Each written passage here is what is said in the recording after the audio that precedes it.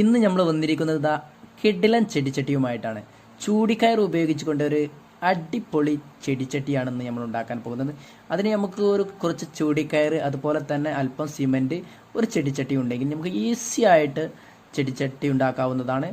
അപ്പം നമുക്ക് ആദ്യം നമ്മളെ ചെടിച്ചട്ടിമേൽ നല്ലവണ്ണം ഓയിൽ തേച്ച് പിടിപ്പിക്കണം. നമ്മൾ ഇതിമ വെച്ചിട്ടാണ് നമ്മൾ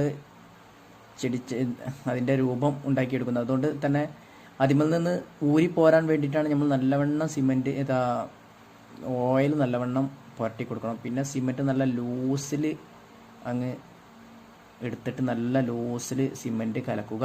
എന്നിട്ട് അതിലേക്ക് നമ്മൾ ചൂടിക്കയർ ഇട്ടിട്ട് നല്ലവണ്ണം അതിലിട്ടിട്ട് ഒന്ന് ഇളക്കി, നല്ലവണ്ണം ചൂടിക്കയറുമ്പോൾ സിമെൻറ്റ് പിടിക്കുന്ന കോലത്തിൽ നല്ലവണ്ണം ഇളക്കിയിട്ട് പിന്നെ ഒരു പണിയില്ല. പിന്നെ നമ്മളെ ചെടിച്ചട്ടിമേൽ അങ്ങനെ അടുപ്പിച്ചങ്ങനെ ചുറ്റി കൊടുക്കുക. വളരെ ഈസി ആയിട്ട്